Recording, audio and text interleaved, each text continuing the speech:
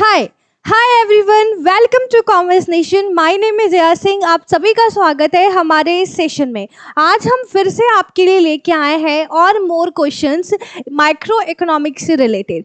ठीक है, तो हमने बेटा अपने प्रीवियस क्लास में क्या देखा था, 90 तक क्वेश्चंस देख लिए थे इकोनॉमिक्स से। ठीक, अब हम फर्दर आगे बढ़ेंगे, ठीक है, और मोर क्वेश्चन देखेंगे जिससे आपको बहुत अच्छे से समझ में आएगा और आपकी प्रैक्टिस भी होती जाएगी। ठीक है, तो ये वीडियो को स्टार्ट करने से पहले अगर आप किसी भी स्टेज पे हो, ठीक है, अगर आपको लग रहा है कि नहीं मुझे और क्वेश्चन चाहिए, इतने से नहीं हो पाएगा, तो आप हमारे टेस्ट सीरीज को परचेज कर सकते हैं। और उसको परचेज करने के बाद आपको रियली लगेगा कि नहीं ये आपको बहुत हेल्प किया है और इससे आपकी जो मार्क्स की स्कोरिंग है वो भी क्या हो जाएगी, ज़्यादा हो जाएगी और आप अपने सपने को पूरे कर सकते हो। ठीक है, तो चलिए जल्दी से बिना टाइम वेस्ट किए स्टार्ट करते हैं। तो बेटा हमने क्वेश्चन नंबर 90 देखा था, अब हम क्वेश्चन नंबर 91 से मूव करेंगे। तो 91 क्या कह रहा है, in a production function, okay, in a production function, production is a function of, ठीक है, जो भी प्रोडक्शन फंक्शन है वो क्या कह रहा है, price, factors of production, total expenditure या नन ऑफ दीज। ठीक है, तो आप लोग तो इंटेलिजेंट हो ही, तो आप कहोगे मैम प्राइस से तो इसका कोई लेना देना नहीं है। ठीक है, ठीक है, टोटल एक्सपेंडिचर से भी हमें नहीं पता प्रोडक्शन फंक्शन में। हम मेनली प्रोडक्शन फंक्शन में क्या देखते हैं, जो भी हमारे फैक्टर्स हैं, ठीक है, लैंड, लेबर, कैपिटल, एंटरप्रेन्योर। ठीक है, यही एक्सप्लेनेशन भी दिया है। The factor of production are resources that are a building blocks of the economy, they are what people use to produce goods and services, and economist divide the factors of production four categories. ठीक है, आपको production करने के लिए, resources के लिए चार चीजें चाहिए, land, labour, capital, entrepreneurship. Question number 92 पे आते हैं। The basic reason of operating the law of diminishing return, diminishing returns के बेसिक रीजन क्या है, इस स्कैरिसिटी ऑफ फैक्टर्स के वजह से, या इम्परफेक्ट सब्स्टिट्यूशन, या बोथ ए एंड बी, या नन ऑफ द अबव। ठीक है, इसका आंसर क्या होगा।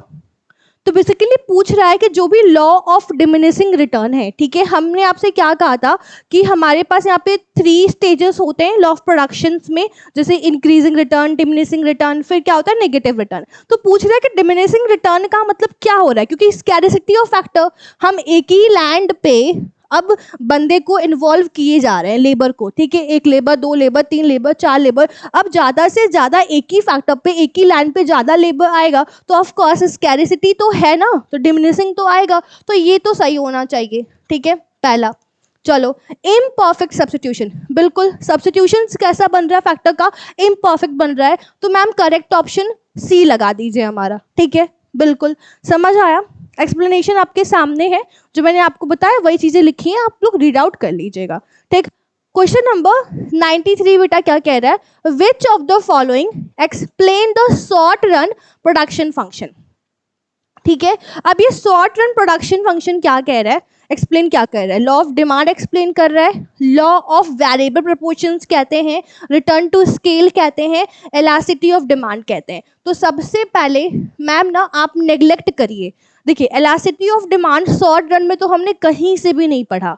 ठीक है, बिल्कुल नहीं पढ़ा, लॉ ऑफ डिमांड भी नहीं है, रिटर्न टू स्केल भी नहीं है, क्योंकि हमने पढ़ा है कि return to scale long run को कहते हैं। ठीक है, तो शॉर्ट रन को क्या कहते हैं, correct option is option B. ठीक है, समझ आया, करेक्ट ऑप्शन क्या है आपका, option B. Okay, question number 94, question number 94 क्या कह रहा है, 94 कह रहा है long run production function is related to. ठीक है, लॉन्ग रन प्रोडक्शन फंक्शन किससे रिलेटेड है, लॉ ऑफ डिमांड से, लॉ ऑफ इंक्रीजिंग रिटर्न से, law of return to scale से, या इलास्टिसिटी ऑफ डिमांड से। मैंने आपको अभी क्वेश्चन नंबर 93 करते करते 94 का भी आंसर दे दिया। ठीक है, तो लॉ ऑफ डिमांड पहले मैम कट कर दीजिए, इलास्टिसिटी फिर से खत्म कर दीजिए, और इंक्रीजिंग रिटर्न, डिक्रीजिंग रिटर्न हम जानते हैं किसमें, तो करेक्ट ऑप्शन क्या है, law of return to scale, option C. ठीक है, ये भी हो गया। 93 का क्या हो गया हमारा, option C, long run production function related to, एक मिनट, हमने कुछ गलत कर दिया क्या, law of return to scale,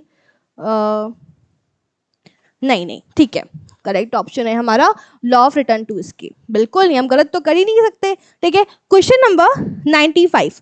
question number 95 क्या कह रहा है, in which stage of production rational producer like to operate in a short run production. ठीक है, इसे तो मार्क कर लो ही, मोस्ट इंपॉर्टेंट। ठीक है, बहुत सिंपल क्वेश्चन है बेसिकली।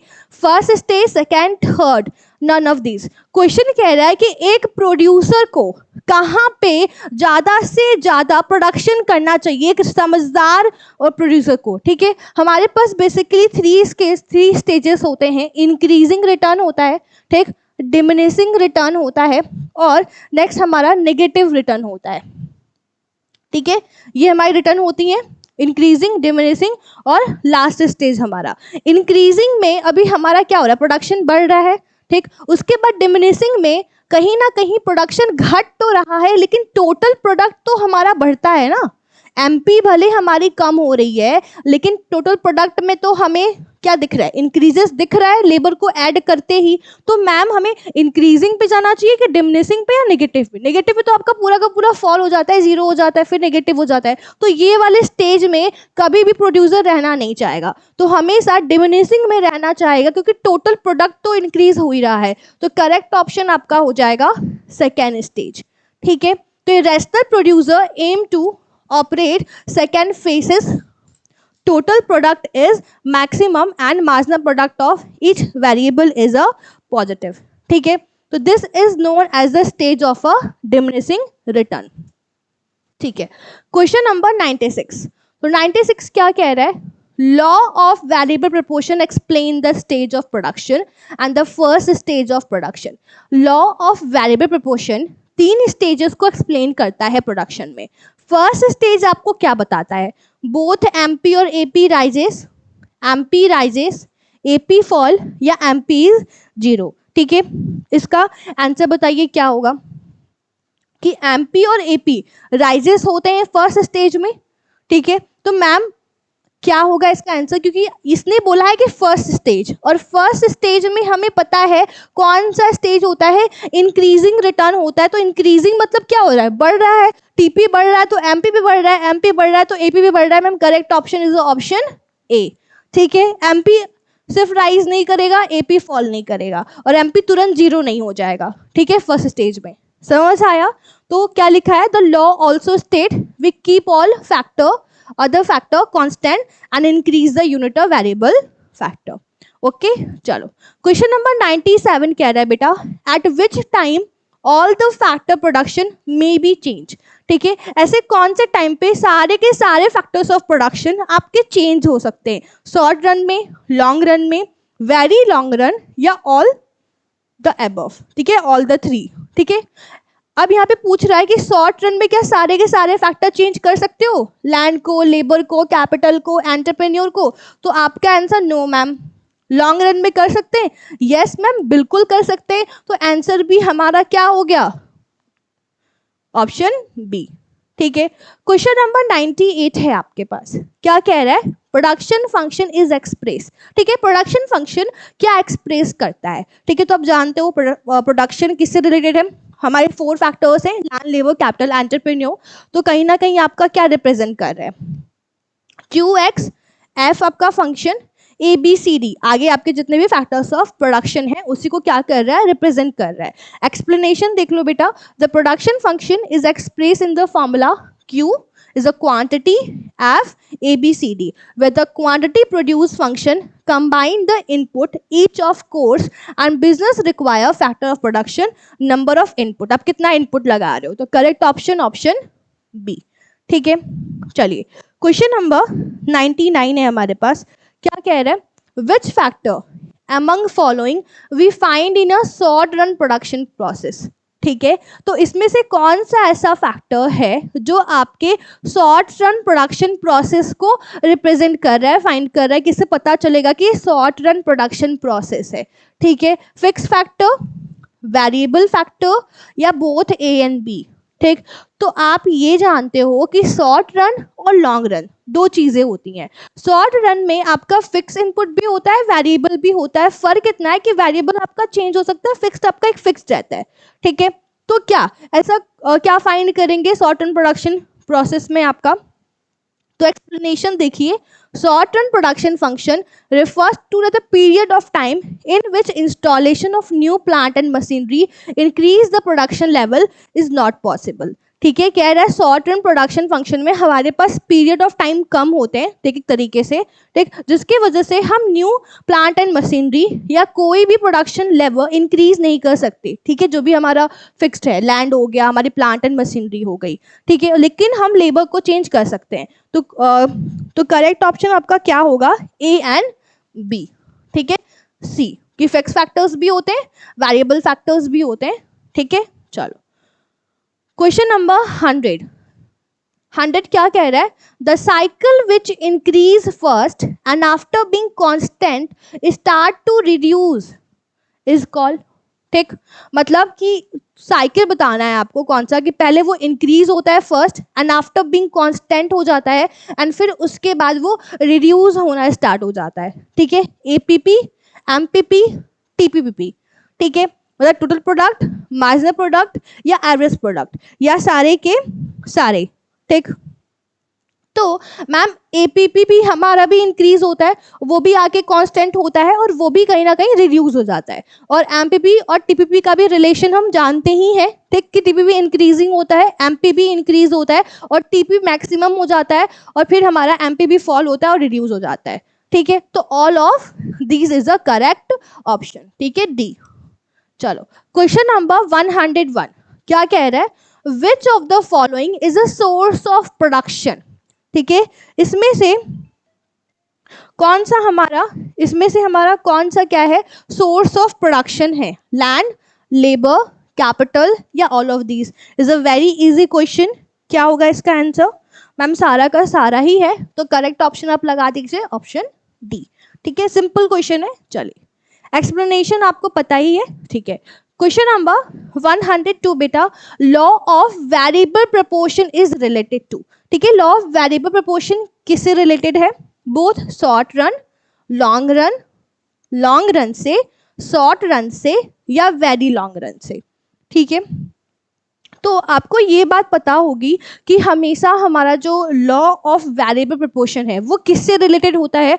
शॉर्ट रन से होता है, ठीक है। कहीं बोथ शॉर्ट एंड लॉन्ग कभी आता ही नहीं है, ठीक, तो सिंपल सी बात है, किससे? शॉर्ट रन, ठीक, तो करेक्ट ऑप्शन हमारा क्या हो जाएगा?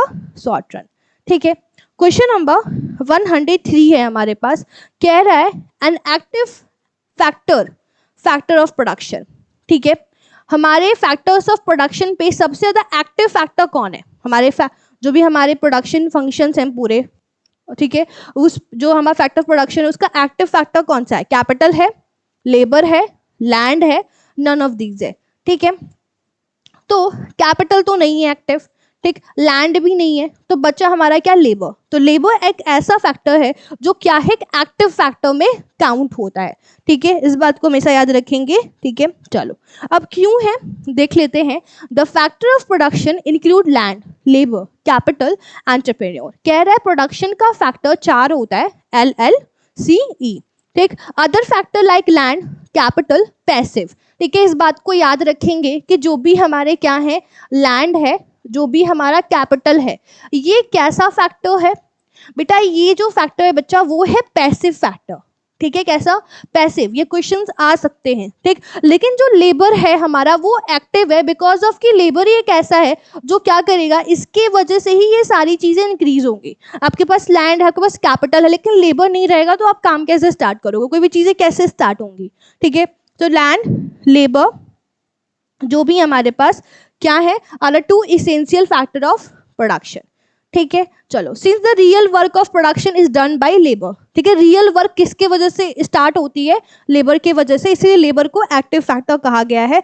आई होप आपको इतना समझ में आ गया होगा, ठीक है। नेक्स्ट क्वेश्चन चले, 105 विच of the following is include in a money cost? इसमें से कौन कौन सा मनी कॉस्ट में इंक्लूड होता है? Normal profit, explicit cost, implicit cost या ऑल ऑफ दीज, ठीक है, कौन कौन सा है? तो मनी कॉस्ट की बात हो रही है ना, मनी कॉस्ट का मतलब पैसे, तो यस नॉमिनल प्रॉफिट होगा ही। एक्सप्लिस जो भी आप बाहर दे रहे हो, इम्प्लिक्स जो आप सेल्फ ओन कर रहे हो वो भी, ठीक। तो correct option is your answer D, ठीक है। एक्सप्लेनेशन देख लीजिए, मनी कॉस्ट क्या है? एक एक्चुअल कैश कॉस्ट है जो इनकर्ड करते हैं प्रोडक्शन के टाइम में और selling marketable goods and services के टाइम में, ठीक है। समझ में आया कि जब भी आप कुछ बना रहे हो उस टाइम जो आपको पैसा लग रहा है, उस गुड्स को बना के जब आप बेच रहे हो तो उस टाइम जो पैसा लग रहा है वो आपका एक्चुअल कॉस्ट है, मनी कॉस्ट है, ठीक है। तो मनी कॉस्ट क्या है? समेशन सब आ जाता है इसमें, several cost result in a cash outflow of the business, ठीक है, पूरा, चाहे आप उसे एक्सप्लिसिट कह दें, नॉर्मल प्रॉफिट कह दें, इम्प्लिक्स्ड कॉस्ट कह दें, ठीक है। इसीलिए ये क्या है? ऑल ऑफ दीज, ठीक है। विच of the following is not fix cost? इसमें से कौन सा ऐसा कॉस्ट है जो फिक्स नहीं है? Insurance premium, interest, cost of raw material, rent of the factory, ठीक। तो ध्यान से देखिए, इंश्योरेंस प्रीमियम, अगर मैंने इंश्योरेंस लिया है तो प्रीमियम तो मुझे पे करना ही पड़ेगा, ठीक है। विदाउट प्रीमियम मेरी वो चीज़ें क्या हो जाएंगी? Cancel out. तो ये तो नहीं है, ठीक। ये तो हमारा क्या है? फिक्स कॉस्ट है, तो ये नॉट पूछा है, इसका ध्यान दीजिएगा। हमेशा हर क्वेश्चन में ध्यान से पढ़ना कि नॉट कह रहा है, क्या कह रहा है, क्या नहीं कह रहा है, ठीक। इंटरेस्ट, बिल्कुल इंटरेस्ट भी आपको पे करना ही पड़ेगा, ठीक। रेंट ऑफ द फैक्ट्री, बिल्कुल। लेकिन कॉस्ट ऑफ रॉ मटेरियल ना, ये आपका वेरिएबल हो जाएगा, नॉट अ फिक्स कॉस्ट हो जाएगा। तो करेक्ट ऑप्शन हमारा क्या हो जाएगा? ऑप्शन सी, ठीक है, हो गया। चलो क्वेश्चन नंबर 107 क्या कह रहे हैं? With the increase in production in difference between total cost and total fix cost, ठीक है। तो पहले मैम क्वेश्चन समझा दीजिए। कह रहा है जब भी इंक्रीज, प्रोडक्शन इंक्रीज होगा, ठीक है, क्या हो रहा है? ये हमारा प्रोडक्शन है, ठीक है बच्चा, ये प्रोडक्शन है। अब ये प्रोडक्शन जब इंक्रीज हो रहा है तो आपसे पूछ रहा है कि बताइए टीसी और टीएफसी को माइनस करेंगे तो क्या डिफरेंस आएगा? तो बेसिकली बेटा टीवीसी का फर्क आएगा, टोटल वेरिएबल कॉस्ट का। और वो कैसा फर्क आएगा? इंक्रीजिंग रेट में, डिक्रीजिंग रेट में, कांस्टेंट रेट में। तो प्रोडक्शन बढ़ रहा है तो इसका मतलब वेरिएबल भी बढ़ जाएगा, खर्चा भी बढ़ जाएगा, तो मतलब इंक्रीजेस होना चाहिए। कांस्टेंट से तो कोई नाता ही नहीं है। डिक्रीज नहीं, इंक्रीज डिक्रीज क्यों? क्योंकि प्रोडक्शन में साफ साफ लिख दिया है ना। तो करेक्ट ऑप्शन क्या हो जाएगा? ऑप्शन बी, ठीक है, समझ आया? Option B. चलो क्वेश्चन नंबर 108 क्या कह रहा है? Change in a production quantity, ठीक। आपकी प्रोडक्शन क्वांटिटी में चेंजेस आ रही हैं तो किस पे अफेक्ट देखने को मिलेगा? फिक्स पे, वेरिएबल पे, ओनली वेरिएबल पे, ओनली फिक्स पे, या नन ऑफ दी अबव पे, ठीक है। तो ये तो बहुत इजी क्वेश्चन है, क्योंकि आप जानते हो कि जब भी क्वांटिटी में चेंजेस आती हैं तो फिक्स का मतलब फिक्स, आप चाहे ज़्यादा प्रोडक्शन करो, कम प्रोडक्शन करो, does not a impact of fixed, ठीक है, सिर्फ वेरिएबल पे। तो करेक्ट ऑप्शन ऑप्शन बी, ठीक है, ऑप्शन बी आपका करेक्ट ऑप्शन हो जाएगा। चलो question number 109 what happen when production is a shut down? क्या होता है जब क्या हो जाएगा? प्रोडक्शन जब आपका शट डाउन पॉइंट आ जाएगा तो फिक्स कॉस्ट इंक्रीज हो जाएगा, वेरिएबल कॉस्ट डिक्लाइन हो जाएगा, वेरिएबल कॉस्ट बिकम जीरो हो जाएगा, या फिक्स कॉस्ट बिकम जीरो हो जाएगा। तो मेनली शट डाउन का पॉइंट है तो आपका जो वेरिएबल कॉस्ट है, ठीक है, जो भी आपका वेरिएबल लग रहा है, फिक्स तो हमें देना ही पड़ेगा, समझ आ रहा है? फिक्स तो हमें देना ही पड़ेगा, उसको हम नहीं टाल सकते। लेकिन वेरिएबल जब आपका क्या हो जाए? जीरो हो जाए, ठीक है, कम हो जाए, ठीक। आपका मतलब कुछ भी यहाँ पे सेलिंग आउट नहीं हो रहा तो वेरिएबल क्या करोगे? आप वेरिएबल भी रोक दोगे ना। जब आपका कुछ सेल होता है तभी तो आप प्रोडक्शन करते हो। तो वेरिएबल जीरो होने का मतलब कि आपका सेल नहीं हो रहा तो आप प्रोडक्शन भी नहीं कर रहे हो, आप लेबर को भी हटा दिए, सारी चीजें आपने हटा दिया, तो कौन से पोजिशन पे आ जा रहे हो? आप शट डाउन के पॉइंट पे आ जा रहे हो। तो मतलब वेरिएबल कॉस्ट क्या हो जाना चाहिए? Become a zero. तो your correct option option C, ठीक है। चलिए तो क्वेश्चन नंबर 110 देखते हैं अब, ठीक है। 110 क्या है हमारा? The alternative name of opportunity cost, ठीक है। अपॉर्चुनिटी कॉस्ट का अल्टरनेटिव नेम हमें पता करना है। तो इकोनॉमिक कॉस्ट कहते हैं, इक्विलिब्रियम प्राइस कहते हैं, मार्जिनल कॉस्ट या एवरेज कॉस्ट। ठीक है, तो आपको पता होगा कि अपॉर्चुनिटी कॉस्ट क्या होता है। ठीक है, जो भी हम एक बेनिफिट के लिए दूसरे को छोड़ देते हैं। ठीक है, सपोज मुझे दो जॉब है, ए और बी। ए में मुझे 50,000 मिल रहा है और बी में मुझे 1 लाख मिल रहा है सपोज। ठीक है, तो मैंने बी को चूज किया और मैंने क्या छोड़ दिया, ए। तो this was what opportunity cost. ये मेरा क्या है, अपॉर्चुनिटी कॉस्ट है कि मैंने इसको छोड़ के इस वाले को क्या किया, अपनाया। ठीक है, तो अपॉर्चुनिटी कॉस्ट के नेम पूछ रहे हैं, क्या क्या नेम हो सकते हैं इसके। इकोनॉमिक कॉस्ट है, इक्विलिब्रियम कॉस्ट है, मार्जिनल कॉस्ट है या हमारा एवरेज कॉस्ट है। तो बेसिकली इसको हम क्या बोलते हैं, इकोनॉमिक कॉस्ट बोलते हैं। ठीक है, अपॉर्चुनिटी कॉस्ट का दूसरा नाम क्या याद रखोगे आप, इकोनॉमिक कॉस्ट। ठीक है, तो क्या लिखा है, opportunity cost also known as a alternative cost भी, या difference between the project cost estimate another option and must have foregone in a order implement the project। ठीक है, लिखा है ना, foregone in order implement the project। ठीक है, question number 111 कह रहा है when a average cost decreasing what status marginal cost has a compared to average cost। ठीक है, जो भी आपकी एवरेज कॉस्ट है इज डिक्रीजिंग, तो क्या स्टेटस होता है मार्जिनल कॉस्ट का जब हम कंपेयर करें। तो M C is a more than A C, M C equal to A C, M C less than not equal to A C and M C not equal to A C. ठीक है, तो क्या होगा, तो basically पूछ रहा है कि जब ए सी हमारा डिक्रीज होता है, तो रिलेशनशिप पे अगर आप जाओ, तो रिलेशनशिप अगर आपको याद होगा तो हमारा क्या है, हमारा होता है कि जब भी क्या कह रहा है, एसी डिक्रीज होगा। ठीक है, एसी क्या हो रहा है, डिक्रीज हो रहा है, status of MC compare to. तो एमसी का क्या होगा, तो इसका मतलब एमसी जो है हमारा क्या है, लेस देन एसी है। ठीक है, एमसी क्या है हमारा, लेस देन एसी है। तो हमारा करेक्ट ऑप्शन क्या हो जाएगा, ऑप्शन सी। ठीक है, करेक्ट ऑप्शन क्या हो जाएगा हमारा, ऑप्शन सी। ठीक है, कि हम कंपेयर करें ना, स्टेटस चेक करें कि जब एसी कॉस्ट हमारी डिक्रीजिंग होती है तो मार्जिनल कॉस्ट क्या होता है हमारा, लेस देन होता है किससे, एसी से। ठीक है, तो एक्सप्लेनेशन देखो, when average cost is decline output increases. ठीक है, जो एवरेज कॉस्ट है आपका वो डिक्लाइन होता है बिकॉज ऑफ आउटपुट आपकी क्या हो रही है, इंक्रीज हो रही है। ज्यादा आउटपुट इंक्रीज करने की वजह से आपका एवरेज कॉस्ट क्या हो रहा है, डिक्लाइन। ठीक, और मार्जिनल कॉस्ट भी क्या हो जाएगा, लेस देन हो जाएगा एवरेज कॉस्ट से। समझ में आ रहा है, कंपेयर कर रहे हैं, जब एसी डिक्लाइन होगा तो एमसी भी हमारा लेस हो जाएगा एसी से। व्हेन एवरेज कॉस्ट राइजिंग तो marginal cost greater than AC. ठीक है, समझ आया कि जब एसी डिक्रीज होगा तो एमसी भी डिक्रीज हो जाएगा। ठीक है, एमसी भी क्या हो जाएगा, डिक्रीज हो जाएगा। ठीक है, लेकिन ज्यादा। ठीक है, लेस देन एवरेज कॉस्ट मतलब उसे थोड़ा सा कम। और वहीं पे अगर एसी हमारा बढ़ेगा तो एमसी हमारा बढ़ जाएगा लेकिन मोर देन। ठीक है, एसी से क्या हो जाएगा, ज्यादा बढ़ जाएगा। इस बात को याद रखिएगा, एसी कम होगा तो एमसी भी कम होगा लेकिन लेस तरीके से, थोड़ा सा कम होगा। ठीक, और वहीं पे जब एसी बढ़ेगा तो एमसी बढ़ेगा लेकिन मोर, ग्रेटर बढ़ेगा। ठीक है, आई होप क्लियर हो गया होगा। चलो, which statement of the following is true. ठीक है, बहुत इजी क्वेश्चन है कि आपको ये फॉर्मूले हैं जितने टीसी एसी एफसी का, उसमें से आपको बताना है कौन सा ट्रू है। तो हम लगा के देखते हैं। पहला कह रहा है AC equal to TFC TVC. ठीक है, टीएफसी माइनस टीवीसी, तो ये तो बिल्कुल नहीं होगा। ठीक है, क्योंकि एसी है, अगर यहाँ पे एएफसी हो जाए, क्या हो जाए, एएफसी माइनस एवीसी हो जाए तो क्या हमारा एसी आएगा, बिल्कुल नहीं आएगा, क्योंकि मैम एसी क्या होता है, पूरा टोटल कॉस्ट होता है, तो ये भी नहीं होगा। ठीक, तो ऐसा कुछ दिया है क्या, एएफसी प्लस एवीसी, नहीं टीवीसी दे दिया। यहाँ पे अगर एएफसी दिया होता तो हो जाता, तो क्या ऐसा कुछ दिया है, एसी इक्वल टू एएफसी और प्लस एवीसी। तो करेक्ट ऑप्शन हमारा ऑप्शन डी हो जाएगा।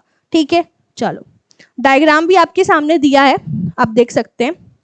अब कह रहा है what is an opportunity cost. Alternative foregone होता है, अपॉर्चुनिटी लॉस्ट होता है, ट्रांसफर अर्निंग होती है, या ऑल ऑफ दीज होता है। ठीक, इसका करेक्ट ऑप्शन क्या होगा, तो आप ध्यान से समझो। मैंने आपको एग्जाम्पल बताया था कि मेरे पास ए और बी दो जॉब है, मैं ए में 50,000 मिल रहा है, बी में मुझे 1 लाख मिल रहा है, तो ए से मैं यहाँ पे बी पे ट्रांसफर हुई, तो ट्रांसफर अर्निंग तो बोलेंगे ही बोलेंगे। अपॉर्चुनिटी लॉस हो रहा है मुझे इस 50 का, ठीक, अल्टरनेटिव फॉरगॉन है मेरे पास, तो हमारा करेक्ट ऑप्शन क्या हो जाएगा, ऑल ऑफ दीज, ठीक है, D is your correct answer.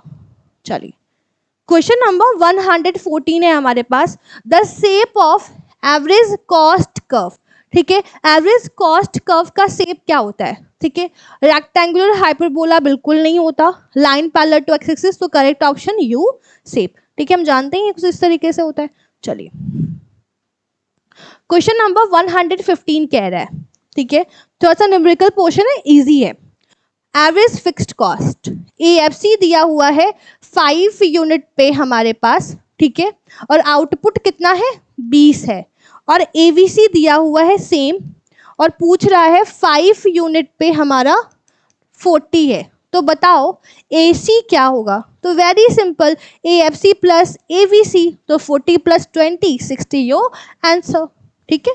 चलो इजी, क्वेश्चन नंबर 16 वही same, which of the following is the correct, तो TVC equal to TC minus TFC नहीं होना, ठीक है, ये तो होता नहीं है, टीवीसी कैसे निकलता है, टीसी माइनस टीएफसी निकलता है मैम, बिल्कुल निकलता है, ठीक है, TC equal to TVC minus TFC ऐसा होता है नहीं, ठीक है, ऐसा नहीं होता, ठीक है, हमारा क्या होता है, ऐसा नहीं होता है, ठीक है, तो करेक्ट ऑप्शन हमारा क्या हो जाएगा, ऑप्शन,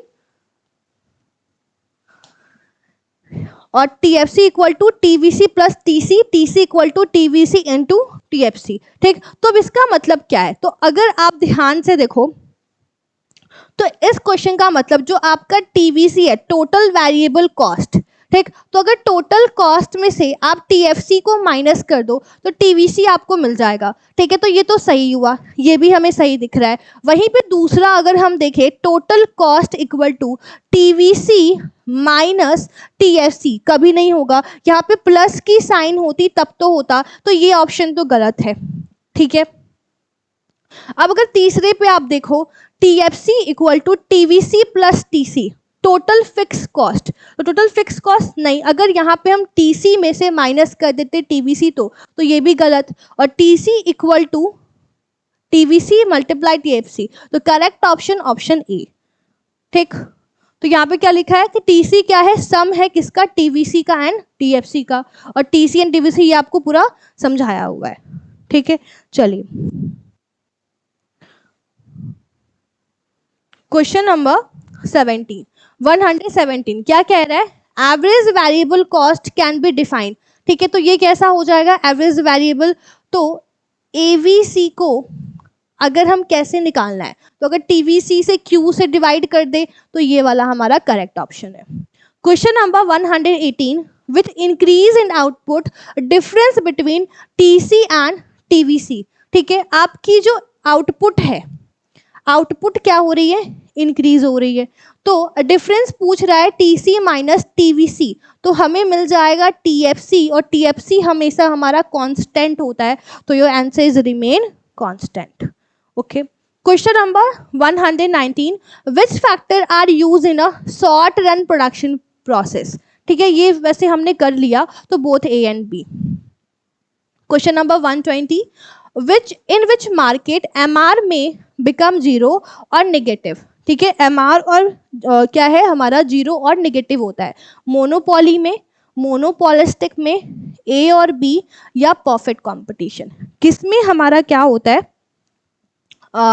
एमआर जीरो भी होता है नेगेटिव भी होता है, तो रीजन देख लीजिए पहले, मोनोपोली और मोनोपोलिस्टिक कंपटीशन मार्केट एमआर में बिकम जीरो और negative, company with a some market strength marginal revenue might to be both zero and negative, ठीक है, तो कहने का मतलब ये कि परफेक्ट कंपटीशन में अगर आप जानते हो तो एमआर हमारा बराबर होता है एआर का, तो यस परफेक्ट कंपटीशन इसलिए नहीं हो सकता, और मोनोपोली मोनोपोलिस्टिक में दोनों में ही एमआर हमारा जीरो और नेगेटिव होता है, तो आंसर हो जाएगा सी, ठीक है, क्योंकि कंपनी की जो मार्केट की स्ट्रेंथ होती है क्या होती है, माइट बी जीरो और नेगेटिव होती है, ठीक है, in which the market AR equal to MR, अभी बताया परफेक्ट कॉम्पिटिशन। ठीक है, क्वेश्चन नंबर बेटा 122, in a monopoly and monopolistic competition कैसा होता है?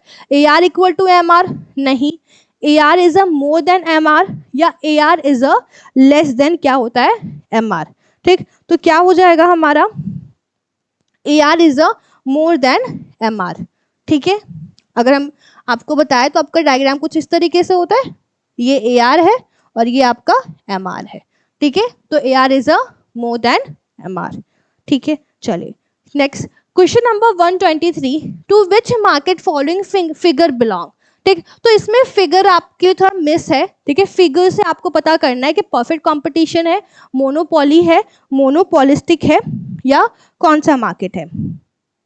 ठीक है, तो बेसिकली ये मोनोपोली है। अगर मैं आपको ग्राफ बताऊं तो कुछ इस तरीके से हमारा AR हो जाएगा, दिस वाज अ MR, और हमारी MC कुछ इस तरीके से कट हो जाएगी। ठीक है, ये हमारी क्या हो गई बेटा? MC हो गई। ठीक, तो अब हमें AR पे कहीं ना कहीं टच करना पड़ेगा, क्योंकि ये क्या है, ये हम MR पे हैं, तो ये हमारा इक्विलिब्रियम पॉइंट है। तो अगर हम इस तरीके से AR पे जाएंगे तो यहाँ से अगर हम कट करें अपने किसको, हमें एवरेज कॉस्ट चाहिए ना, तो अगर कॉस्ट को ऐसे कट करें तो इस तरीके से हमारी क्या मिल जाएगी, ये हमारा कॉस्ट आ गया, इधर हमारी प्रॉफिट आ गई। ठीक है, ग्राफ अच्छे से क्या कर लेंगे, हम प्लॉट कर लेंगे। तो बेसिकली यहाँ पे मिसिंग है थोड़ा सा। ठीक, तो आप मान के चलो मोनोपोली का है ये। ठीक है, फिगर। चलो आगे, question number 124, with which condition firm will get a maximum profit. ठीक है, फर्म की मैक्सिमम प्रॉफिट कहाँ होती है? MR equal to MC, where MC cut MR from below. तो इसका आंसर क्या होगा? Both A and B। ठीक है, आपने पढ़ा है परफेक्ट कॉम्पिटिशन में, सब में। ठीक है, मार्केट में। ठीक है, क्यों होता है MR इक्वल टू MC? हमें पता है ये इक्विलिब्रियम पॉइंट है, ये भी हमारे इक्विलिब्रियम पॉइंट को पाने के लिए दो कंडीशन फुलफिल करनी पड़ती है, यहाँ पे मैक्सिमम प्रॉफिट हमें मिलता है। लास्ट क्वेश्चन है आपका, in a perfect competition which of the following remain constant. ठीक है, परफेक्ट कॉम्पिटिशन में आपका क्या कांस्टेंट होता है? AR MR, both AR MR। तो क्या होता है? Both AR MR। ठीक है, तो चलिए इसी के साथ हमारा 125 क्वेश्चन क्या होता है, माइक्रो इकोनॉमिक्स का कंप्लीट होता है। अगर आपको पूरे के पूरे क्वेश्चंस क्या लगते हैं, अच्छे लगते हैं, लगता है कि नहीं बहुत हेल्पफुल है, तो आप कमेंट कर सकते हैं कि आपको और क्वेश्चन चाहिए ऐसे। ठीक है, अब जिसको जिसको लगता है कि मुझे और नीड है और माइक्रो इकोनॉमिक्स से मुझे और चेक करना है कि मेरी प्रैक्टिस कैसी है, ठीक है, और एडिशनल क्वेश्चन, तो आप मुझे कमेंट सेक्शन में बिल्कुल कमेंट करिएगा कि मैम मुझे और क्वेश्चन चाहिए ऐसे। ठीक है, तब तक के लिए आप चलते हैं, ऐसे ही पढ़ते रहिए और हंसते रहिए, और best of luck for your exam. और अगर आपको और MCQ लगाना है तो टेस्ट सीरीज को परचेज कर सकते हैं और हमारे कॉमर्स नेशन से जुड़ सकते हैं। ठीक है, तब तक के लिए टेक केयर, बाय बाय।